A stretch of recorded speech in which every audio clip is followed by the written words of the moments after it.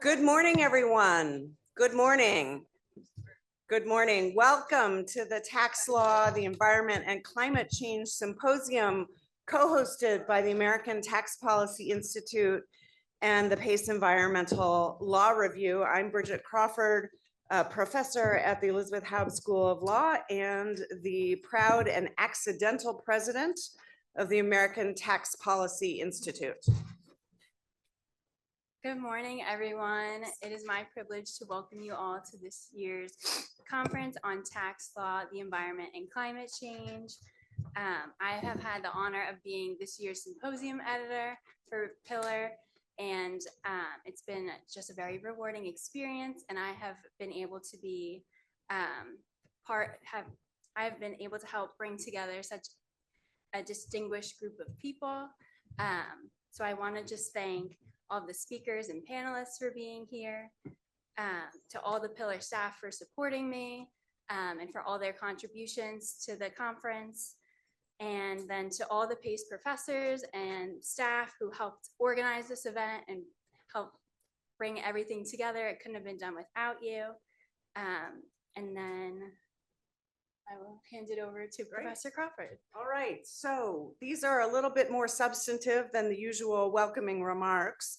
I'm going to tell you a little bit about ATPI. The American Tax Policy Institute is a nonpartisan organization, but nonpartisan does not mean has no views. We are dedicated to advancing thoughtful and rigorous scholarship on tax policy.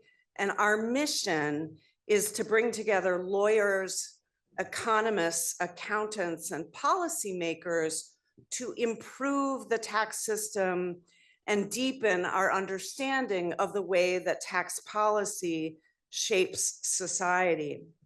I'm honored to lead the organization and equally proud to teach at PACE Law School, a school that stands at the forefront of environmental law and a program that has long been recognized as a world leader in the conversation about environmental issues and the intersection with justice.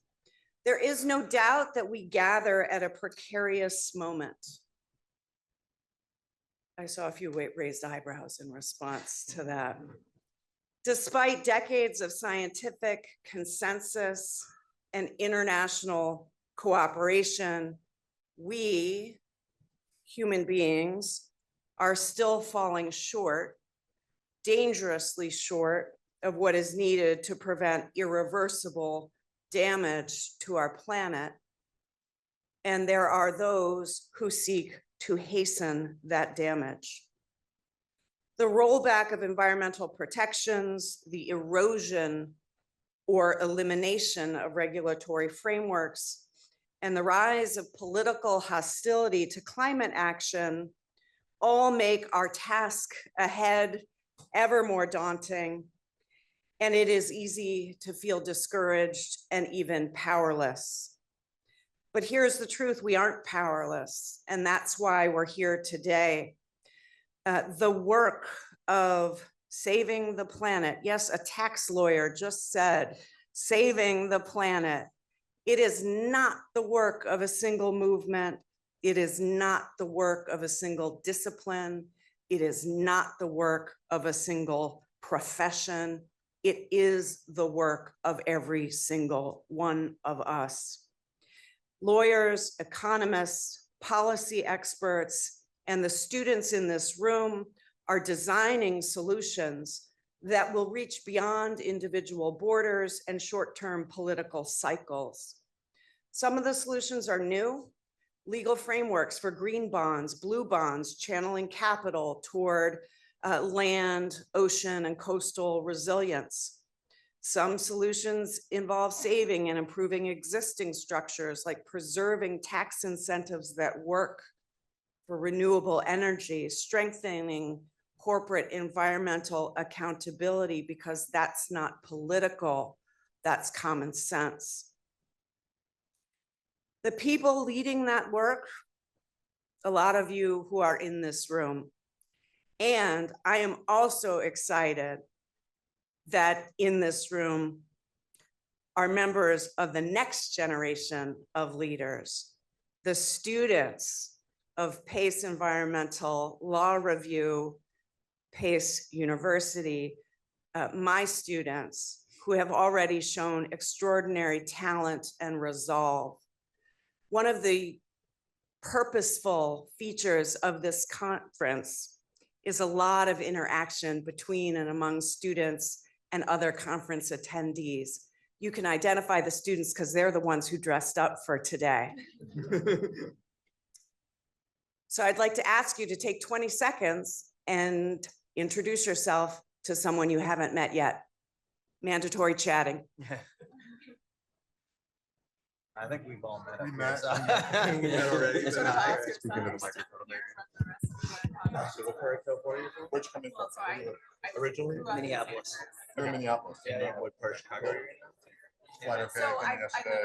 Yeah. Were you at dinner last night? All Yeah, right. I was at the. As we pivot toward our substantive program, How long are you gonna be? When were you there? Just I have to leave this. as we pivot toward our substantive program, I want to acknowledge the extraordinary efforts of the PELR students, especially Mackenzie, Wittig, our intellectual force behind this conference, Roberta Mann, ATPI immediate past president, Julie DeVola, and the head of the ABA tax section, our very own Professor Alice Abreu. She's an important person in the room. We are all important people in this room, and we come together today to reflect on both substance and methods, some intellectual moves that may underlie the work that you may hear today. And I would like to point out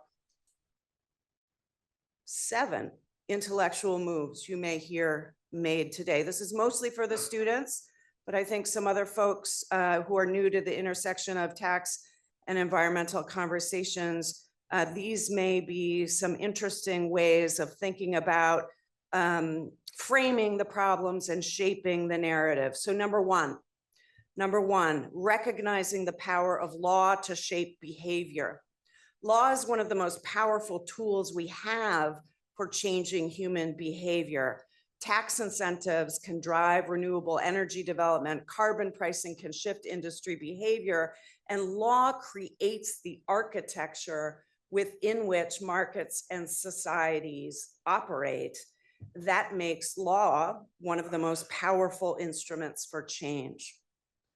2, I think you'll hear today many papers committed to examining differential impacts of environmental harm. Environmental harm is not distributed equally. We know that.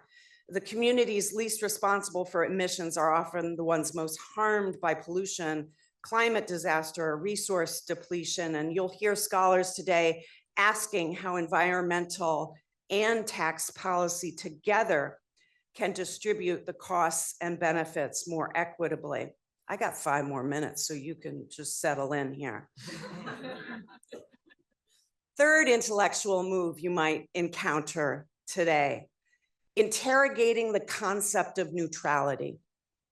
What seems neutral, and tax lawyers, not the ones in this room, tax lawyers generally love to talk about neutral economic systems as if taxpayers, including corporations, were just the sum of numbers on a page. But we know that behind neutrality, there is also structure, and there are structures of power.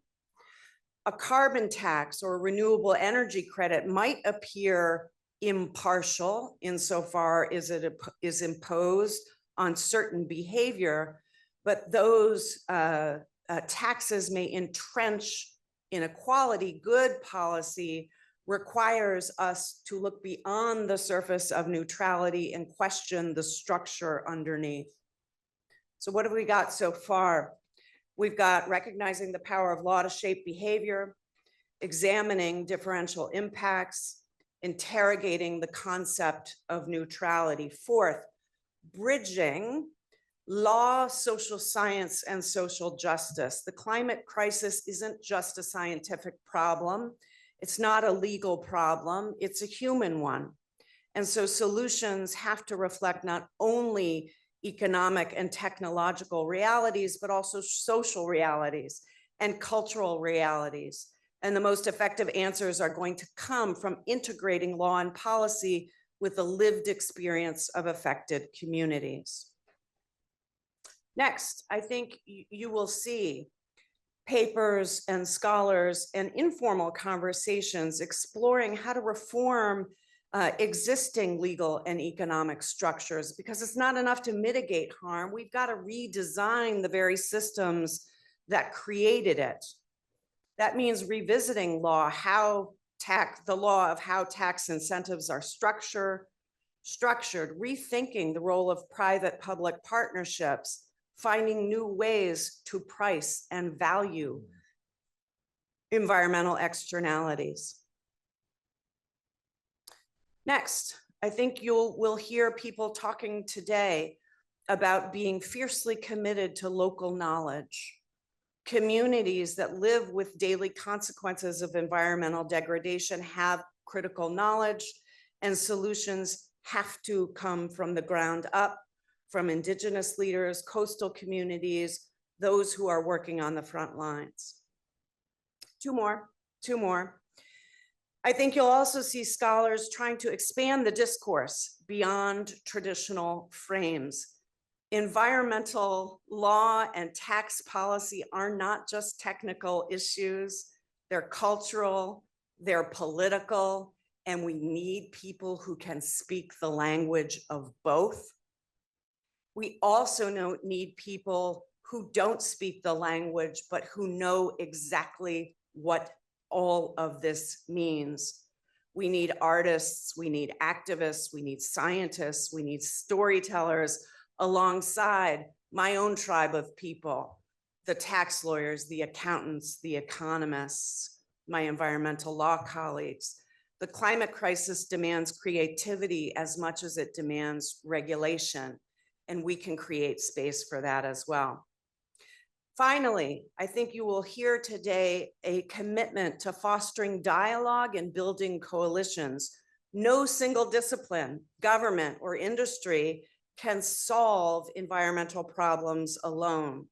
Success will require four-dimensional partnerships between the public and private sectors, various professions and the public, collaboration across borders, and new coalitions between and among environmentalists, economists, corporate leaders, and members of the bar.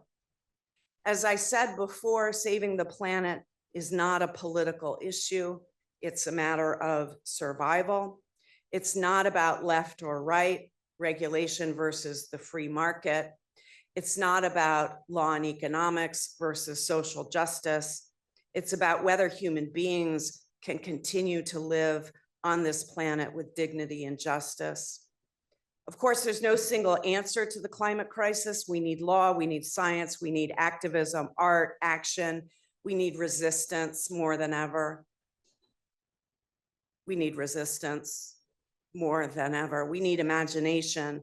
The enormity of the challenges can feel paralyzing, but we can choose not to be paralyzed.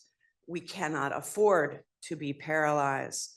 So to all of us, by way of morning pep talk, I say we have to embrace whatever it is we do best and what we are called to do. If you are a scholar, write and speak with precision and courage.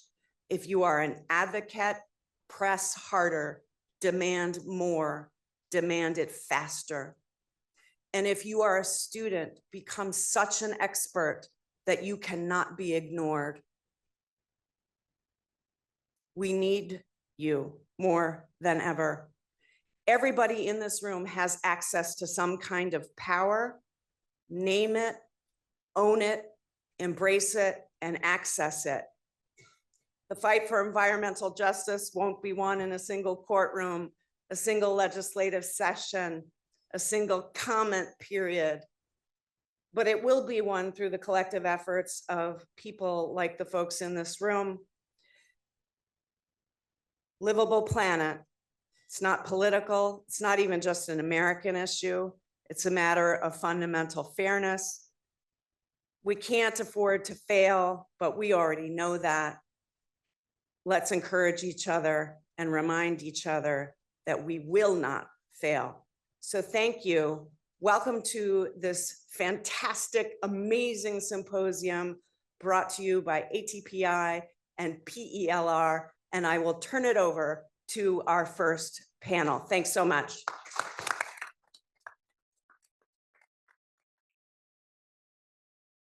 All right, thank you, Bridget, for such inspiring words. This is panel one. It's entitled Climate Change and the Inflation Reduction Act, How We Got Here. My name is Mike Komersky. I'm the Climate Change and Land Use Policy Fellow at Pace Law School. I basically oversee climate policy research. I've been a lawyer in New York City for almost 18 years, which is crazy to say out loud. And the majority of my career was spent in corporate reorganization. And people used to say that every corporate lawyer had to be like a little bit of a tax lawyer, even if that wasn't your focus.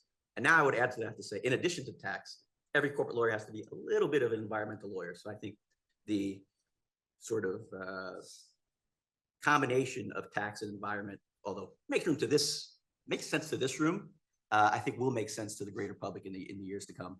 So I've only come to the climate space in the past few years. In the movies, guy buys a Porsche when he has a midlife crisis. I got an LLM. So basically the entirety of my climate journey has been in a world influenced by the Inflation Reduction Act. And while it was happening in sort of the immediate aftermath, you know, the overwhelming majority of the scholarship, at least I read, was optimistic. I don't think that's what we have on the panel here today. We're here with 4 incredibly accomplished scholars who do not share that optimism. I won't call them pessimists, because you know pessimism sort of implies future thinking. But I think the commonality of views that the 4 panelists shares after reading their papers and meeting with them is that to date, as we stand here today, the IRA has not been as effective as it sort of promised it would have been, the commentators promised it would have been. Basically, you know, the IRA was better than doing nothing, but it's not nearly enough. So I expect that you will hear that the IRA's effectiveness is mitigated by external factors like high interest rates and increased material costs. That the modeling that the IRA and the bipartisan infrastructure law were based on have poor predictive track records and can therefore be ineffective against future climate action if we rest on our laurels, assuming that the IRA is enough. That nationalistic climate policies are just simply ineffective against the global impacts of climate change. And finally, that carrots, like tax incentives, are not effective or not as effective as they could be without sticks like a carbon tax. So, with the world on fire, climate denialists in power, I hope that by identifying the ineffectiveness of past actions, we can shape a more effective policy path forward in the face of so many barriers to climate progress. So, no pressure. With that, let me introduce our panelists. Next to me here is Gabriel Weil. He's an assistant professor at Thoreau Law Center and a non-resident senior fellow at the Institute for Law and AI. Before joining the Academy, Professor Weil engaged in policy research in support of carbon fee and dividend legislation at the Climate Leadership Council and served as a law clerk at the White House Council on Environmental Quality. Now, we're lucky that Professor Weil has made it here in one piece because he regularly bikes over 20 minutes from his home in Massapequa. 20 miles. I'm sorry, 20 miles. Yeah. 20 miles from his home in Massapequa to the Thoreau Law Campus in Central Islip, where if anyone has ever been to Long Island, there's virtually no bike infrastructure. So this may be the last time we see him, quite frankly. Genevieve Tokic is a senior lecturer and associate director of the tax LLM program at Northwestern Pritzker School of Law in Chicago, where she teaches a variety of tax courses, including a seminar on environmental taxation. Her scholarship focused on international and environmental taxation. And prior to entering legal academia, Professor Tokic was a transactional lawyer whose practice focused on capital markets and then tax law in London and Chicago. Although she grew up in California, she now is an avid outdoor runner in Chicago, where she runs outside all year until the temperature hits 0 degrees. Although with the current rollback of the EPA regulations, I feel like the temperature of the air will be the least of your concerns going forward. So got that going for you. Next, we have Adam Orford, who's an assistant professor at the University of Georgia School of Law and a visiting scholar at the University of Copenhagen Climate Center for Climate Change and Governance. Prior to joining the Legal Academy, Professor Orford worked as an environmental litigator in New York City and Portland, Oregon. He subsequently completed his PhD in energy and resources in UC Berkeley. So we have a hodgepodge of interesting stuff about Adam. He grew up in Alaska. He's a classically trained flautist. He speaks Italian and he is left-handed. Anche io parlo italiano. Ah, parli italiano, Sì, sì. veramente? And my Italian Oh, mother would often remind me that being left-handed is a sign of the devil. Sì, sì. So we look forward to Adam's demonic presentation in a bit. You won't be disappointed. Yeah. Finally, we have Neil Melrotra. He's an assistant vice president and policy advisor at the Federal Reserve Bank of Minneapolis. He served as deputy assistant secretary for macroeconomic analysis in the Office of Economic Policy at the U.S. Treasury Department from 2021 to 2022. Prior to joining Treasury, Neil was a senior economist at the Federal Reserve Bank of New York and assistant professor in economics department at Brown University. So I have some exciting news that we have a celebrity adjacent panelist in the house. You've all heard of Kim Kardashian, not her. But we've heard of her ex-husband, not the one you're thinking of, thankfully, probably considering what's happened. But Neil is a high school classmate of Chris Humphreys. Yeah, so when we get to the question and answer portion, don't feel obligated to limit your questions to the Inflation Reduction Act. I'm sure you'll have years to think about questions about Chris Humphreys. We finally have your man to answer them. As far as the format goes, each panelist will present their papers. We expect there'll be a little interplay between the panelists and the topics. We'll be going in the order in the program, even though that's not the one we planned. But we will be reserving time for questions at the end of the 4 presentations. So just hold your topics to the end. So with that, I'd like to toss the ball to Neil Melrotra. Do you want me to come up to the, maybe it's easier. If you want to, it's up to you. Easier to see my slides. They're there too. Thank you. Thank you so much for having me here today. I have to read out my standard disclaimer that the views expressed here are my own, but do not necessarily represent the views of the Federal Reserve Bank of Minneapolis or the Federal Reserve System. So I think that what I wanted to talk about was a paper that we wrote about a year ago that tried to lay out what we think the Inflation Reduction Act is likely to do. And sort of give you, it's only been a couple years since the Inflation Reduction Act passed, but give you kind of an update on where we are. So the conclusion from that paper was that IRA was likely to have substantial energy market effects and have a substantial fiscal cost, a higher fiscal cost than what was originally expected. So in terms of energy system and energy market impacts, IRA, through our modeling, was expected to result in a doubling or more of investment in new electricity generation. This is a good thing from an emissions perspective. We want to invest in new clean energy to increase the share of energy that's generated from renewables. And so we found that IRA is likely to do that.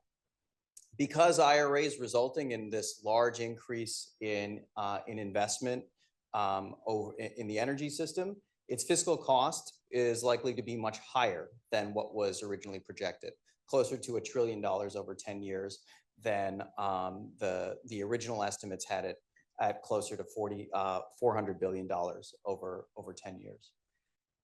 There was sort of a view that the IRA would have big macroeconomic effects, that it could drive more jobs, drive more investment, drive up higher GDP growth.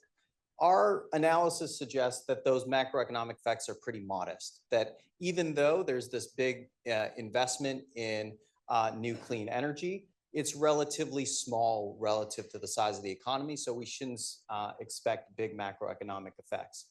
But conversely, the macroeconomic conditions do affect how effective IRA is. So what we've seen coming out of the pandemic is that interest rates are much higher than what they were pre-pandemic. And there's a variety of reasons for why that is.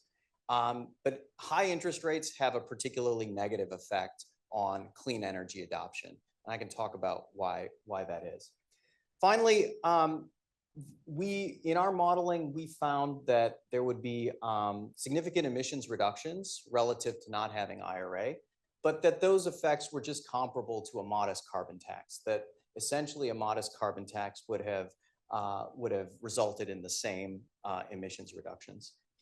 So what this slide shows is new additions in electricity generation capacity by year going back to 2000. So these are net additions. So these include both investment in new types of power generation, less power generation that's retired. And what you can see is up to 2022, the upper bars are dominated by orange, but more recently by yellow, green, and purple.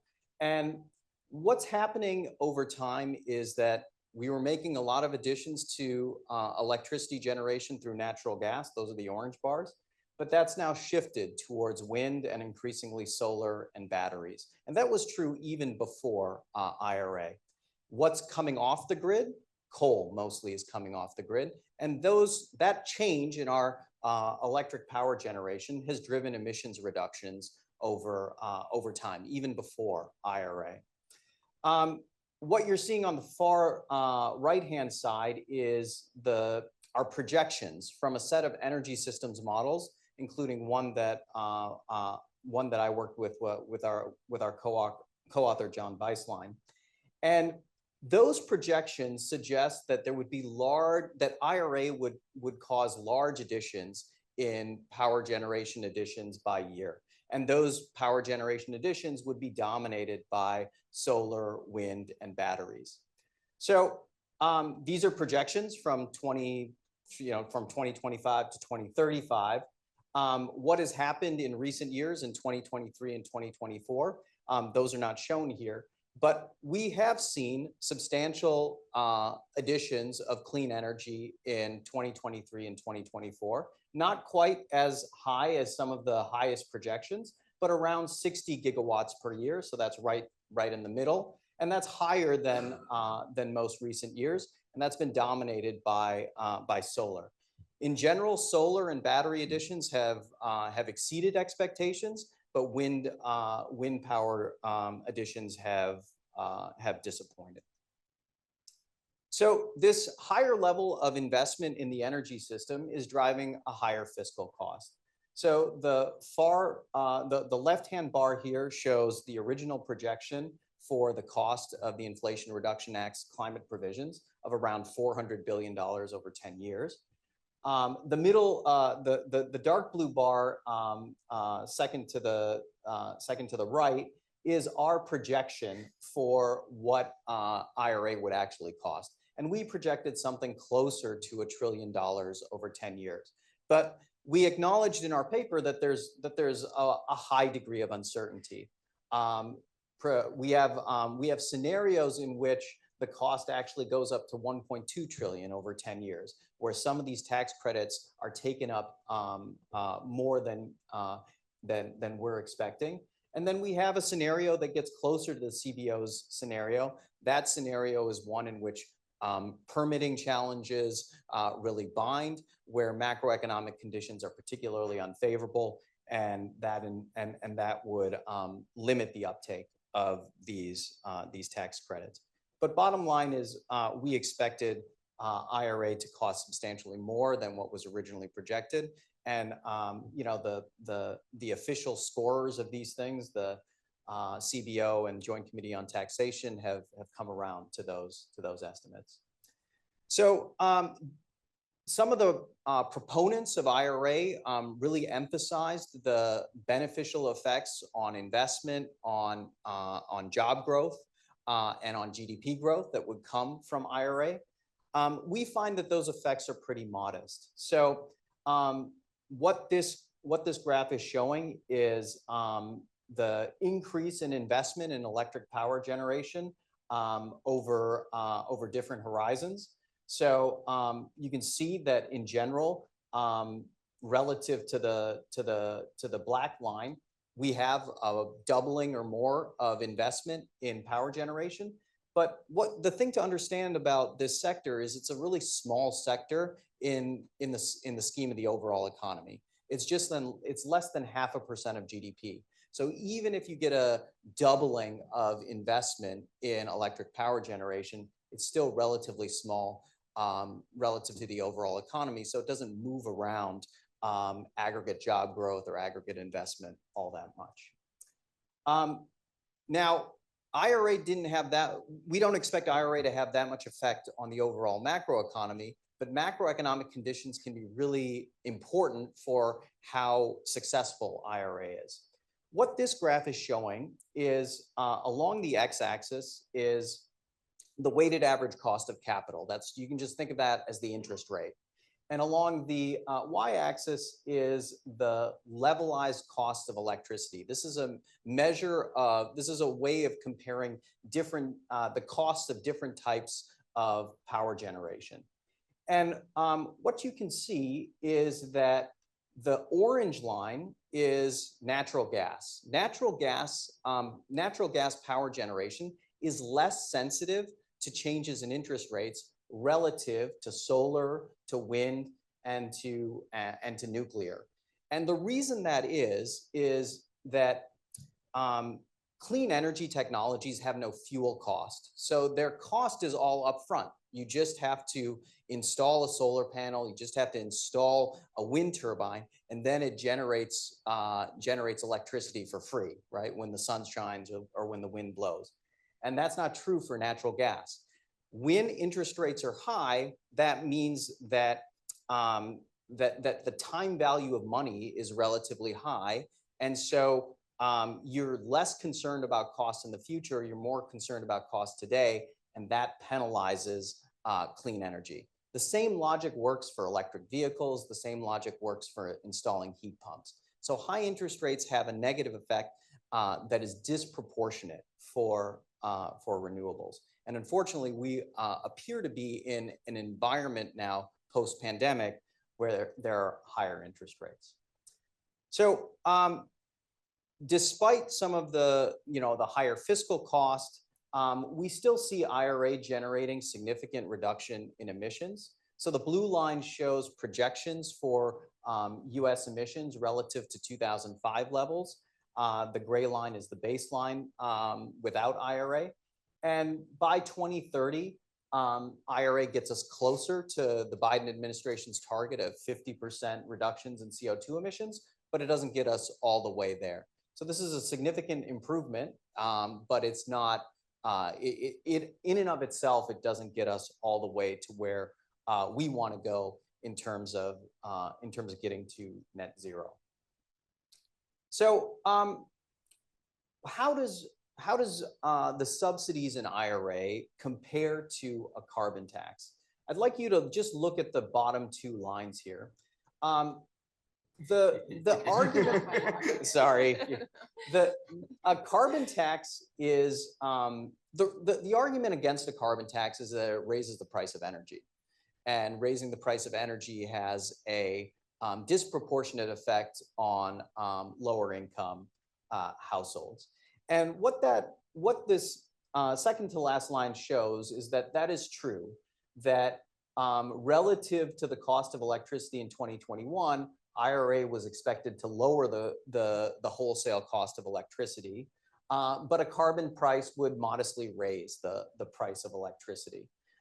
So you can see that in the rightmost columns, that a carbon tax raises electricity relative to IRA by 16 to 20%. But it's a more effective way of reducing emissions. So what do I mean by it's a more effective way of reducing emissions? If you look at that last line is the abatement cost. It's the cost of reducing carbon dioxide per ton of, the cost of reducing a ton of carbon dioxide. Our estimates suggest that IRA costs around $40 to $60 per ton to reduce a ton of CO2. A carbon tax of only $10 would accomplish the same level of emissions reductions. And why is a carbon tax so effective? A carbon tax is so effective because it induces more switching from coal to natural gas. And the biggest driver of lower emissions over the past 20 years in the US has been this switch from coal to natural gas. So there's some detractors about this, about this analysis, and I can talk about that more.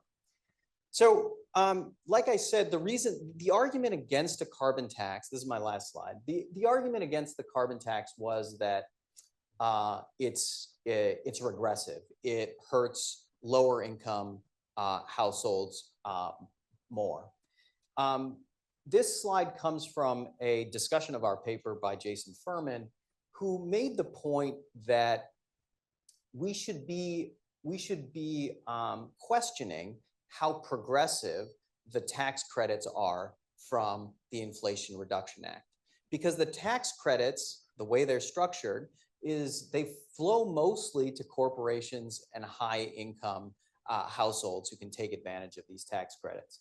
So what this graph shows is the after-tax increase in income from the Inflation Reduction Act. And you can see that the highest benefits go to the top 1% and the top quintile. It's pretty flat as a percentage of income, but it still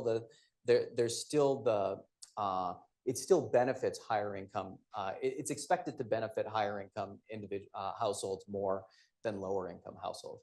And so that sort of complicates the narrative about is the subsidy-based approach better than a carbon tax approach. So I'm gonna leave it there and turn it back to you. Thanks, Neil.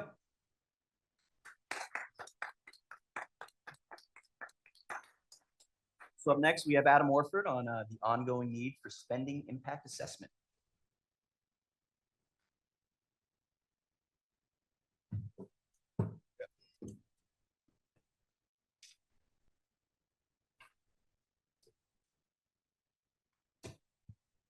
Start my clock so I don't talk too much. Hey, everybody, thanks everybody for being here. Really appreciate all the organization, especially from the students. Just a wonderful job. And yeah, today I think what I'm going to talk to you about is why are these projections that we've heard about a little bit already and that we saw a few of, why are they so different from reality? What is it about these projections that tend to be wrong, essentially?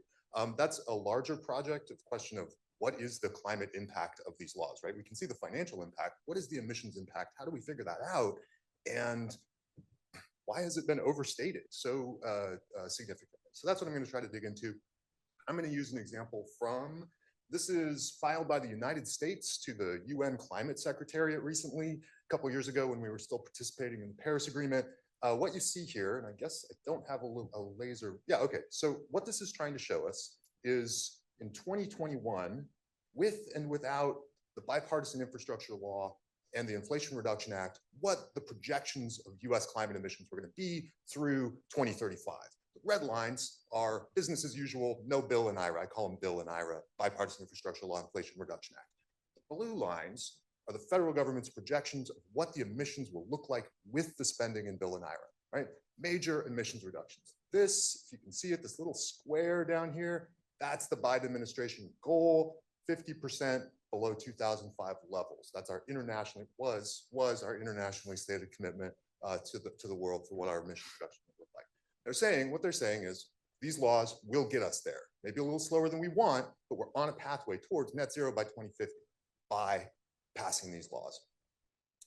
Okay, so they submitted that to the United Nations. The United Nations looked it over and there's a technical report where they said, how did you come up with these numbers? That is ultimately what all the text on the slide says. It says the expert review team recommends that the United States improve the transparency of its reporting by, among other things, providing the estimated impact of each policy on the numbers that we just got. How are you coming up with these numbers is basically what they were asking. Well, they never did explain that, but I dug into the models and explanations, and I'm going to try. So I'm just going to pop all this up at one time. Let me tell you how these projections work. At least in this particular case, this is a little bit generalized. Every model is a little different. But what we're usually looking at here are what we can call generally a class of energy economic modeling. What that means is that you've got to start with all the prices, all the stuff involved in the energy system in the United States in this case. All the fuel prices, all the gas prices, all the labor costs, all the interest rates, everything goes into a gigantic computerized model that then tries to equilibrate all of the costs. If somebody buys a little bit more, maybe the price goes up a little bit. And then when that is going to change, shift over to a different kind of commodity that somebody buys. And then you got to run the model again and again and again. The National Energy Modeling System, NEMS, is what is used by the Energy Information Administration to create the annual energy outlook, which is kind of the gold standard of this kind of modeling. There's a lot of other modeling that's done on the same basic idea. How do they do it? They start with the commodity prices, right? What that ends up with, once you equilibrate, is a set of decisions about what technology is going to look like. Okay, we know natural gas is going to be a little cheaper, so people are going to build more natural gas. Okay, we know that solar power is going to be cheaper, so they're going to select solar power until the prices of all the inputs go up, and then they're going to shift over to natural gas and so forth, right? So they can figure out in advance, they think, how much of what stuff is going to get built. Then it's really easy to take those technologies choices and translate them into emissions. If you know that 15% of all of the cars are going to be electric vehicles that are sold, then you know how much the emissions are going to reduce, right? And that's what those blue lines are representing is, okay, we're going to change prices by adding subsidies, which is what these tax credit programs generally are. Those federal spending programs are going to change the prices of the energy commodities, right? And that's going to result in this climate outcome on the chart. But what they don't explain, typically, is what does that mean? Those question marks there, what does that mean for the technology choices? What does that translate into? The number of solar panels that are actually getting built, the number of EVs that are actually getting sold. And so what it turns out you can do is you can back calculate, dig into this a little bit, and see that the implied technology choices that these models are producing are totally unrealistic. I'm going to show you what I mean by that in a second. But what it has come down to is that these models are saying, we're going to literally multiply by 10 times the amount of current solar panels that are getting sold or something like that are getting built. And that's where those lines are coming from, right? But that's not realistic when you compare it to reality. So when you start looking at those question marks, you start understanding what the problem is. I'm sorry for the small text. This is the best way I could get all this information all on one slide. Let me start with a simple example, which is electric vehicles. This is kind of the most straightforward one.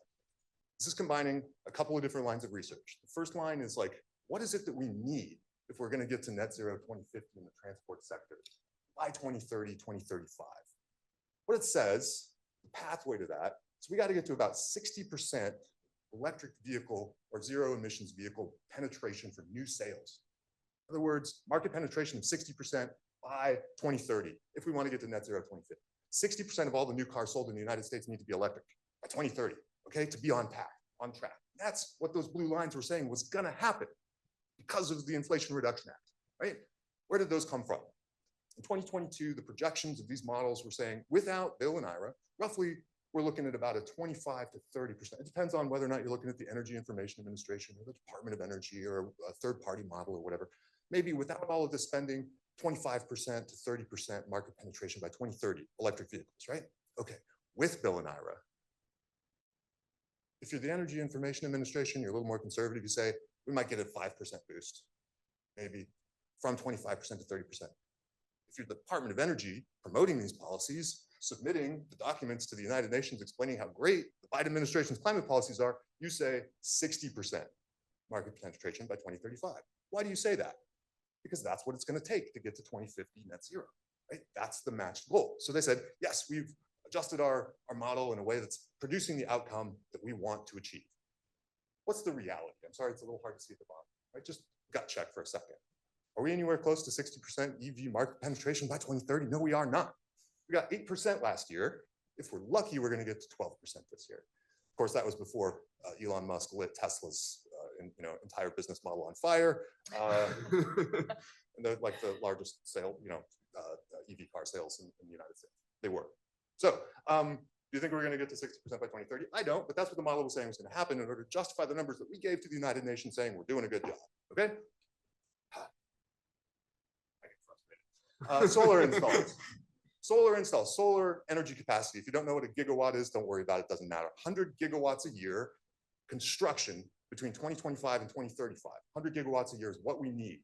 Okay, that's fine. It's a lot of solar panels, but we could do it. Without Bill and Ira, we were going to be maybe, it says, around 25 gigawatts a year. That's not 100. That's not good. But with the spending of Bill and Ira, the projections that were being submitted said, maybe we're going to get to between 44 and 71 gigawatts a year. So that's the story of like, yeah, we're not going to quite get there. We're not going to totally get there, but look at how good this is. Look at how much progress this is being made. That's the narrative, right? And in fact, with solar, it's arguable that we're getting at least close to the lower end of that projection.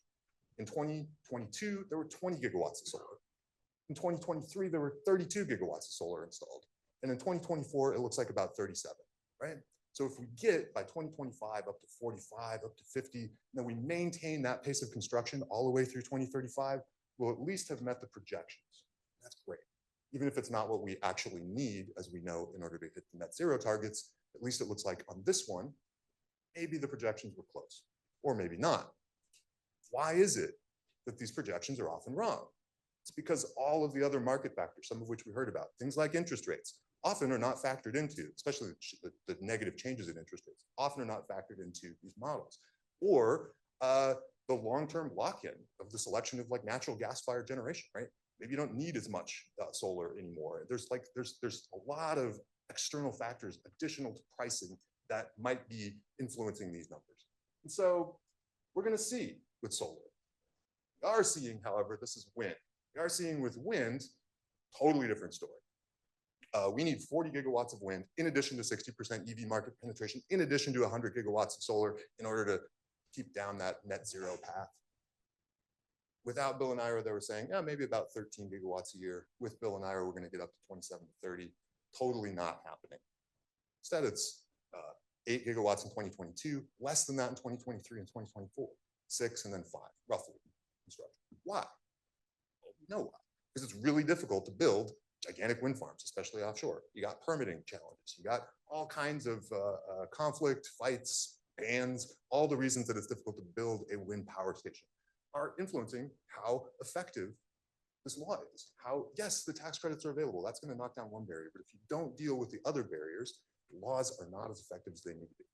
So that's why these projections are so different from what the actual reality is. And you can do this with heat pump water heaters. You can do this with the amount of insulation that's getting installed in buildings, low carbon fuel in the aviation sector, same thing again and again and again. If you just look at pricing, the models do not give you the accurate answer. You got to look at all of the other factors as well. And it tends to be the case that all the other factors diminish the amount of uptake and transition in these new technologies that we need in order to meet our climate goals, at least as they used to exist. Okay. So that's the message on the modeling. And I want to add, sort of finish up with a couple of other observations. That was modeling on the spending related to the sort of tax credit programs promoting purchase, right? Like the EV tax credit program or the production tax credit, investment tax credit to lower the price of using electricity. We've also spent a lot of money in these laws on manufacturing, billions of dollars, giving it to this or that various manufacturing facility in order to promote the domestic construction of electric vehicles, for example, which we're going to hear more about in a little bit. What is the climate impact? What is the emissions impact of that spending? We have no idea. We have no way to calculate. There are ways to calculate it. You can sit down and dig into the models and understand how they're trying to do it. And typically, it's a lot easier to just sort of retrospectively change the price levers in these models a little bit in order to say, well, we spent all this money, which allowed for this manufacturing facility to be built, which then somehow changed the price of the cars. It doesn't really make any sense. I like this quote. I put it up here because it's a quote that supports what I think already, so I can't say this is the only view on the matter. It's from a kind of a, at least it was peer reviewed and published, right?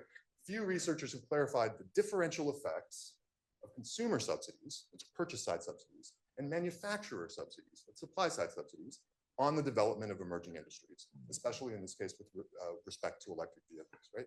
We don't really know when we're spending all this money exactly how much of it, if we're spending it on manufacturing facilities versus purchase incentives, how much of that money is actually impacting the behavioral changes that we want to see, the prices that we want to see, which should be lower, hopefully, and ultimately then the emissions reductions that we are trying to accomplish.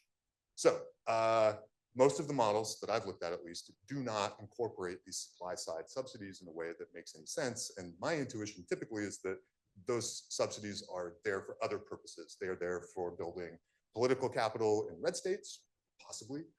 They are there to accomplish some sort of renaissance or consumer impact. Like, oh yeah, we like electric vehicles because they're getting built in Michigan now, or something like that. But that's not exactly the same thing as a cheaper electric vehicle. And of course, finally, the general concern I've had with this approach to spending law as climate law is that this is extraordinarily vulnerable to reversal, to attack, to undermining, which we are now seeing with the second Trump administration. Even if we were to maintain these laws as they were enacted, they're not going to get us what we need. And promoting spending as like the landmark achievement of climate law now means that that's the target, no more spending, which is exactly what we're seeing. And in fact, it's easy to reverse spending decisions later on. We're going to hopefully see the protection or maybe transformation a little bit of the production tax credit, the investment tax credit for wind and solar, but like that's not enough. And honestly, the fact that we have to ask at all whether or not they're going to exist in a few years sort of tells you how effective as policy they are. The answer is probably a nationwide carbon tax, as we are going to hear more about. The answer is probably a mandate for the construction of renewable electricity, just like stop and a bans on carbon fossil fueled electricity. If we don't get that, this stuff isn't going to get us where we need to go. And ultimately, therefore, the legacy of the Biden administration on climate is we tried, they tried, the intention was good, but we didn't get far enough. Thank you. Thank you, Adam.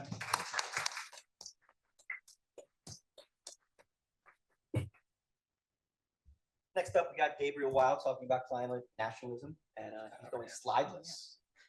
Oh, Okay. all right. Yeah, so I want to zoom out a bit and talk about a broader phenomenon that I think the IRA is part of, which is what I call climate nationalism. And I want to distinguish this from what you might think of as the more banal pursuit of a national interest in the climate domain. So we all know climate change is this global commons problem. Countries have an incentive to shirk and hope other countries pick up the slack. A lot of my prior work is on institutions for addressing that problem. That's distinct for what I'm talking about today, which is this newer phenomena of countries pursuing what I see as this inherently globalist project of climate change mitigation, or at least claiming to pursue that through means that are typically associated with economic nationalism. And so the most prominent form of this is the domestic content requirements in the IRA subsidies. So if you buy an electric vehicle, you can get a tax credit, but most of that tax credit is conditioned on the vehicle being manufactured in the U.S. In various other provisions, there's provisions about where the critical minerals have to come from. And so I think these are pretty hard to defend on either environmental grounds or economic grounds, but maybe you can defend them on political economy grounds. So we all know Inflation Reduction Act passed in the Senate with exactly 50 votes. Joe Manchin with the decisive vote. Seems like he cared a lot about these domestic content requirements. It's possible that the IRA couldn't have passed otherwise, depending on how valuable you think the IRA was.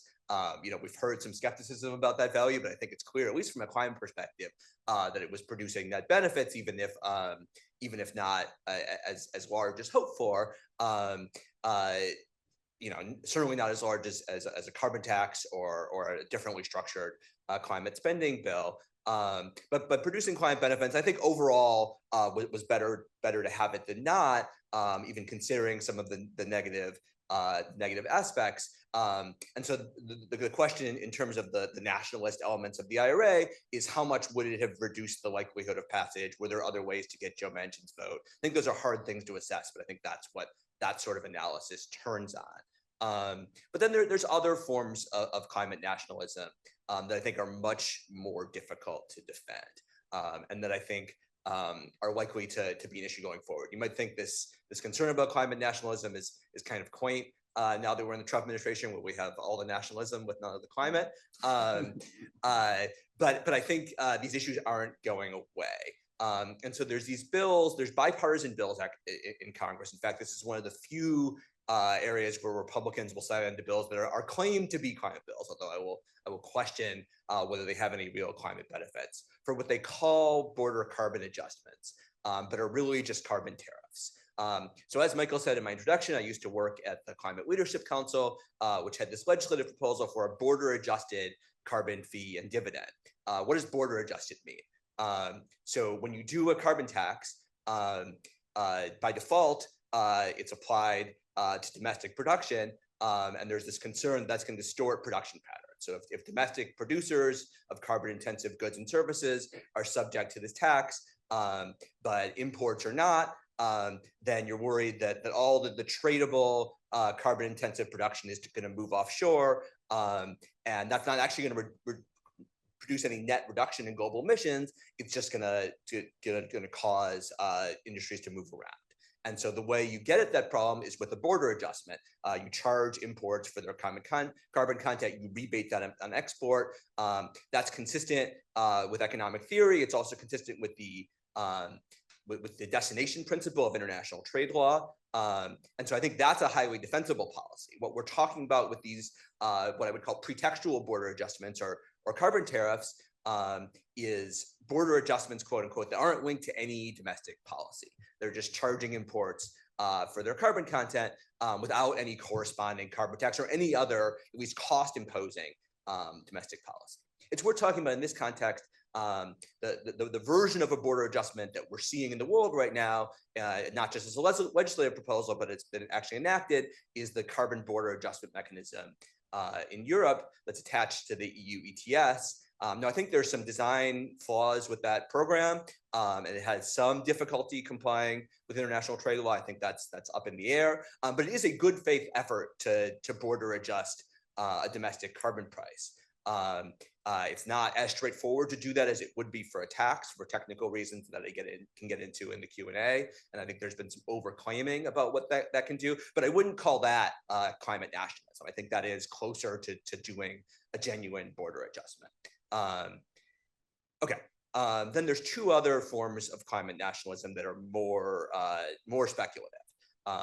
So there's what I call a resource and technology hoarding relevant to the energy transition. This happens both on the clean side and the dirty side. So you saw during the Biden administration, there was slow walking the approval of export terminals for natural gas. And this was pushed in some cases by environmental organizations.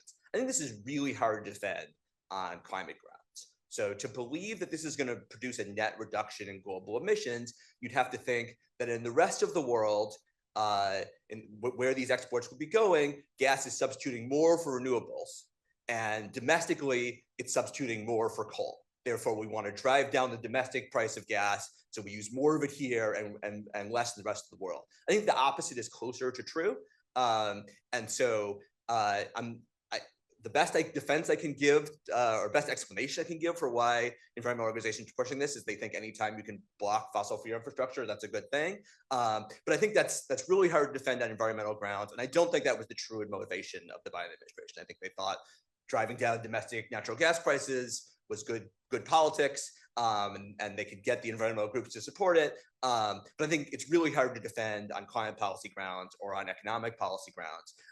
And there's really no strong case for that. You know, on the clean side, I think we've seen less of this in practice.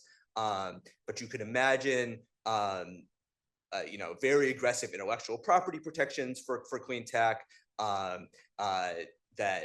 that try and even trying to cut off other countries' access. I think in some sense, fear of that from China was partially what was motivating some of the provisions in the IRA to indigenize production of things like solar panels, so that we wouldn't be dependent on them. I think that's fairly misguided, but I think that's feeding into this whole discussion. And then the fourth category I want to talk about is the most speculative, which is unilateral deployment of high leverage geoengineering.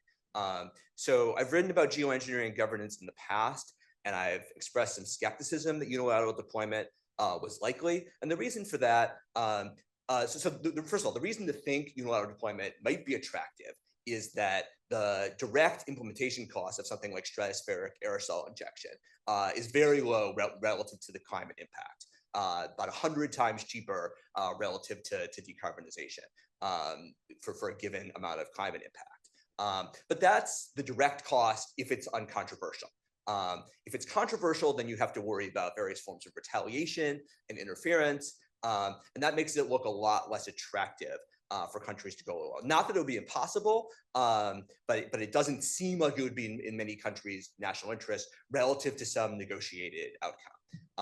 But that assumes countries are sort of behaving rationally in a way that I think this climate nationalism lens casts some doubt on. And so I think this observed climate nationalism behavior that I think actually isn't in most countries' national interest when they're pursuing it should make us rethink a little bit whether unilateral deployments are more likely. And I think the upshot of that is that it increases the importance of getting some sort of global framework in place to resolve disagreements about the timing, conditions for, and nature of any high leverage geoengineering deployment.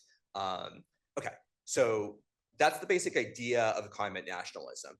I think we're going to see these issues come up in the future. I think, as I said, the only form of climate policy that you've seen significant Republican support for in Congress, again, what they want to call climate policy are these pretextual border adjustments or carbon tariffs. You're gonna see that debate going forward, at least when it's not linked to any domestic policy. I don't really think that's climate policy. I think it's hard to justify a claim that that's going to produce significant emissions reductions. There is sort of an intermediate between a border adjusted carbon price and what I would call pretextual border adjustment, which is border adjustment of some cost imposing domestic policy. So if we had strong EPA regulations that increase the cost of carbon intensive goods and services in the US, you could argue that there's an economic and international trade law case under something called the environmental exception to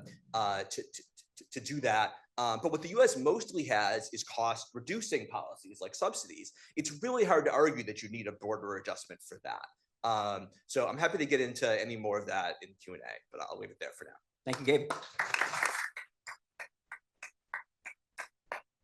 Certainly not least, Genevieve Tokich on environmental tax incentives, lessons from the IRA so far. All right, so as Mike mentioned, this was not the order that we originally planned to have the panel go in, but I actually think it's kind of going to work out anyway. I am the tax person, I guess, on this panel, so I'm going to bring this back a little bit to tax policy, and because I'm not an economist and I'm not a scientist, I have to rely on other people to kind of analyze the Inflation Reduction Act, but I'm going to do so through the lens of tax policy. This paper that is still in draft form was inspired. I teach environmental tax as a seminar at Northwestern, and it was inspired last year in talking with my students. We talked a lot about tax policy, and so much has been written about tax incentives generally, also in the environmental context, the kind of carrots versus sticks debate. And my students really wanted my opinion on, how the Inflation Reduction Act tax incentives measure up in sort of the tax policy lens. And so I started to think about it and decided that there was a paper there. So here we are.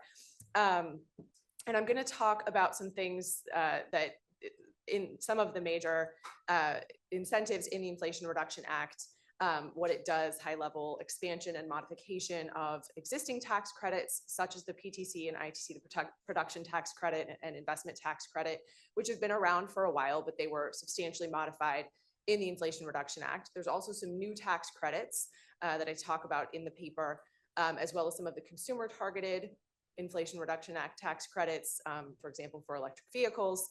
And then the other big feature of these credits that I talk about in the paper is transferability and direct pay mechanisms. And so there's a lot more in the Inflation Reduction Act, but these are the things high level that my paper focuses on. And of course, there's so much here, and each one of these things could be theoretically a paper in themselves. So mine's more just a survey look at these things. And now I'm going to rely on some things since Neil already did his presentation on this. The paper largely draws on actually the 2023 paper, and hopefully an updated version coming soon. So just focusing on the impact of this, right? What are the Inflation Reduction Act credits doing? There's clearly a very high cost, right? We've talked about that already, so I won't spend time on it.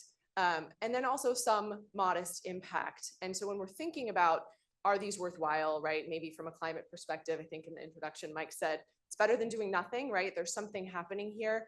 But I thought, given that we're using the tax code to do this, and given the potentially very high budgetary costs, we should really think about this in terms of tax policy, and maybe like what else could we be doing from a tax perspective, from using tax policy to address these problems. So this is, a lot has been written about the kind of carrots versus sticks debate. And so my paper really goes through a survey of that literature. I'm going to just do a high level overview now.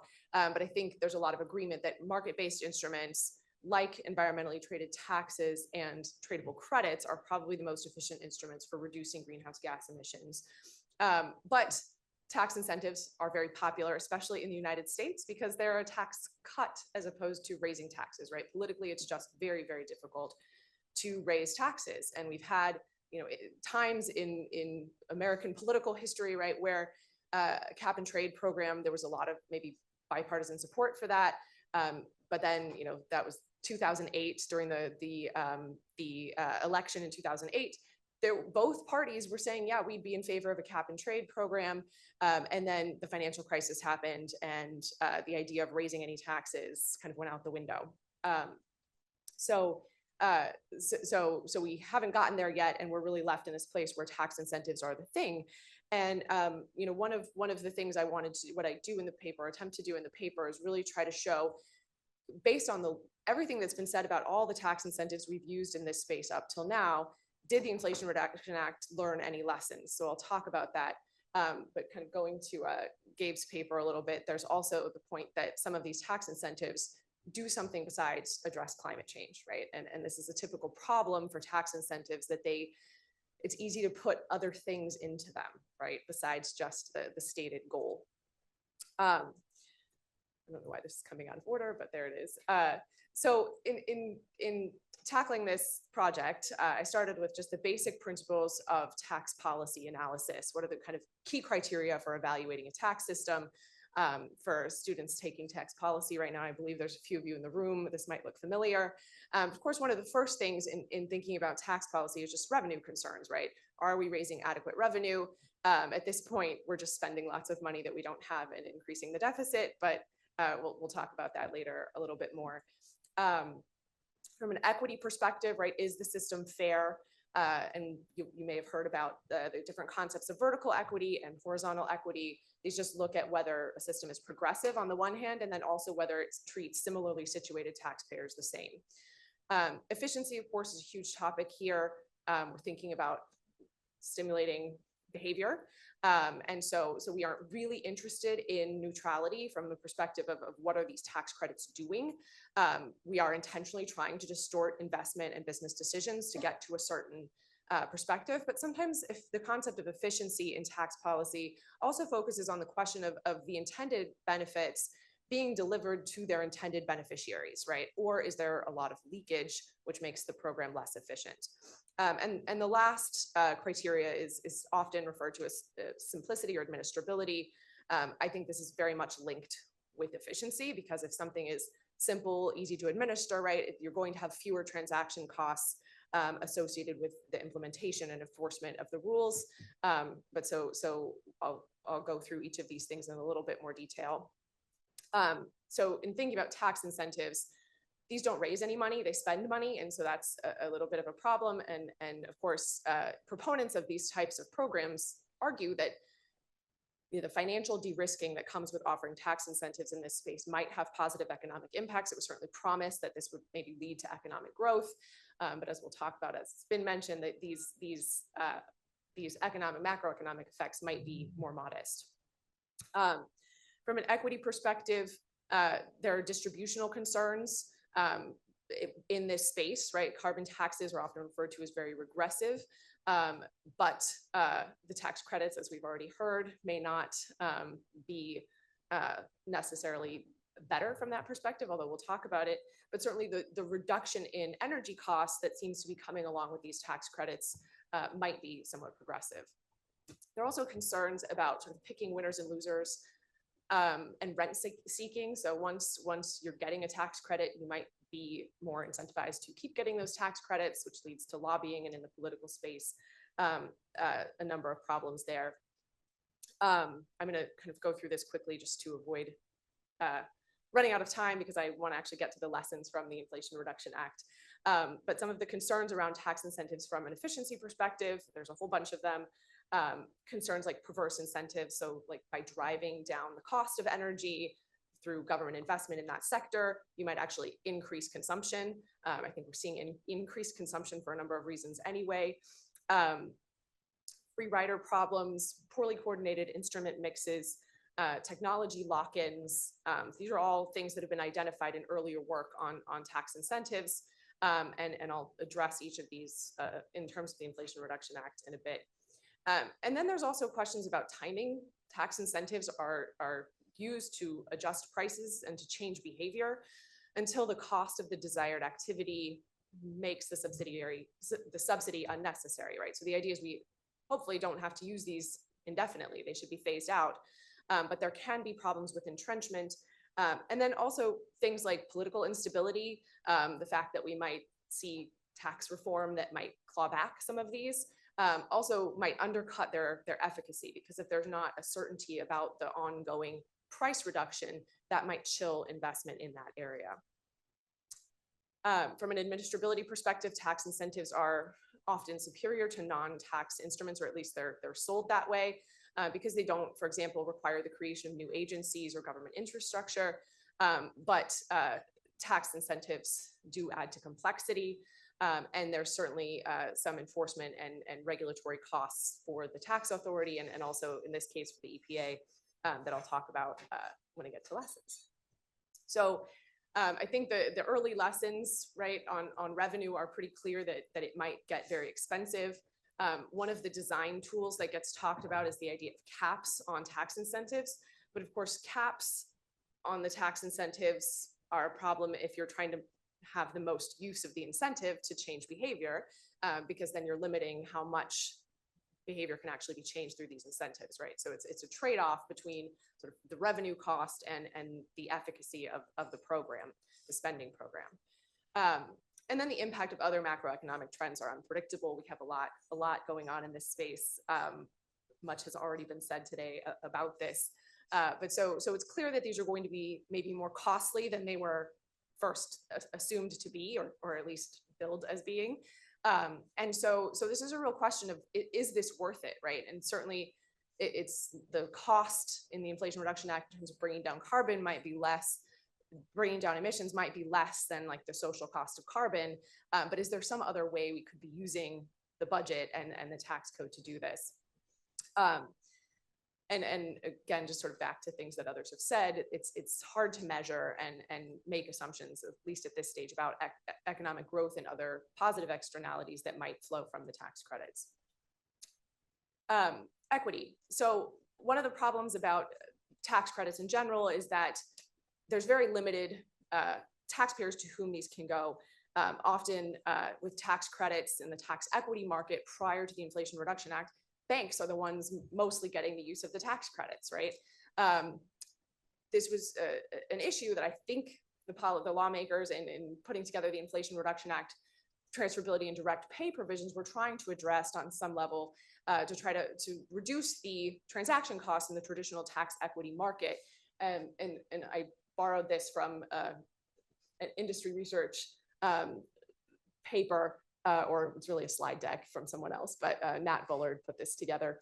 But the red columns on that far right are the transferability market estimates for 2023 and 2024. And so you can see it's almost as big as the traditional tax equity market. It's almost doubled sort of the money flowing to this space. So there's a lot of uptake on the transferability, but these are still, typical kind of investor type taxpayers. They're not low income taxpayers for the most part. At the very, very top on both of those two right-hand columns, there's a tiny little line for the blue on direct pay. And because the direct pay provisions are really targeted at taxpayers who otherwise wouldn't pay taxes, right? So nonprofits, there are schools who are able to get funds to invest in certain things. There are Indian tribes and a lot of other things. So there may be some sort of equity component to this direct pay, but it's a teeny tiny piece of the overall spending that's out there. So I think, I know there's a panel on distribution and people who are looking at the distributional effects of the Inflation Reduction Act in general. But I think there was some attempt to address this in the Inflation Reduction Act, but only marginally successful. More on equity. The impact, right, may be overall progressive if we can bring down energy costs for all, but I think this is another place where other things happening in the economy are somewhat problematic. We are, I think, expecting to see some reduction in energy costs over the period of the IRA tax credits, but at the same time, we're also seeing massive amounts of additional demand on energy infrastructure from things like AI, and sort of technology. The technology industry is really increasing demand, which of course is not going to help bring down prices, right? But it may prevent prices from going up as much as they otherwise might have. So these are tricky things. The consumer-focused tax credits, I think some of these tend to be a lot more problematic from an equity perspective. I think Neil had a chart earlier about this, but a lot of these are going to higher income taxpayers, and there's estimates that at least 75% of the credits for the electric vehicle credits are going to people who would have purchased an electrical vehicle anyway. So it's not actually changing behavior, and we're spending the money anyway to do nothing, right? To not make as much of an impact as you would hope. There's more in the paper about sort of picking winners and losers. Concerns about, do the new technology neutral credits help? But again, these are really going to, there's still things we don't know. There's also interesting amounts of money allocated to the CBO and OMB for tracking and reporting on some of the distributional concerns. And so that's interesting. I also think that's something that could be targeted to the extent these rules are reformed. On the efficiency side, there's definitely some attempt to address efficiency concerns about tax incentives in general. I've already talked about the transferability and direct pay provisions in that regard. But certainly there's a lot of concern, I think, still about free riders and people who are able to take advantage of the tax credits who are not being incentivized, but who would have done the behavior, engaged in the behavior investment anyway. There's also concern about policy mix considerations. So the Inflation Reduction Act does phase out some harmful subsidies, for example, for coal, but at the same time, we're throwing money at things like solar and wind, and we're still subsidizing other less clean forms of technology like natural gas and oil. And so that's problematic. There's also an attempt, I think, in a lot of the Inflation Reduction Act provisions to coordinate the tax rules with EPA regulations and vice versa. The EPA is also in issuing new regulations at times taking into account the tax incentives. But there are places where that's not happening as well as others. For example, new tailpipe emissions rules that are further undercutting the efficacy of the EV tax credits. Also things like in the Section 45Q sequestration credit is really being, I think the uptake of that is less, at least in the near term, in part because of a bottleneck in permitting at the EPA. And so these are problems that lead to either the credit being less effective or maybe being more expensive than it ought to be. Those are concerns that we definitely see. And then a lot of timing and certainty issues around the IRA tax provisions. There was an attempt to make these have a longer sunset period than some prior iterations of tax credits, but this kind of longer time horizon may lead to higher costs. It's harder to kind of say, okay, we can start phasing these out at a certain point because we've created a 10-year time horizon. At the same time, there's a lot of uncertainty about where tax reform is going and whether some of these might be targeted or scaled back, and that might also be chilling investment on the other hand. So I'll stop there because I know I'm at time. I think I say a lot in the paper about R&D and R&D policy, and to the extent we're viewing the Inflation Reduction Act as something that's really trying to stimulate innovation in this space and for clean technology. It's just tricky because there's sort of a lack of coherence with our R&D policies in the tax code in general. And I think the big, and again, I'm gonna just skip this stuff, but the big kind of takeaway, I think, is that the Inflation Reduction Act is a big step forward on tax credits. Really, it's clear, I think, that lawmakers and policymakers were attempting to incorporate lessons learned from earlier deployment of tax credits to further environmental policy. But there are just flaws in using tax incentives in this way that can't really be overcome with design. And we see that with sort of the cost benefit analysis that's coming out of this. But there's a lot of work to be done, and maybe in 10 years, I'll have something different to say about this, but we'll see. Thank you, Genevieve.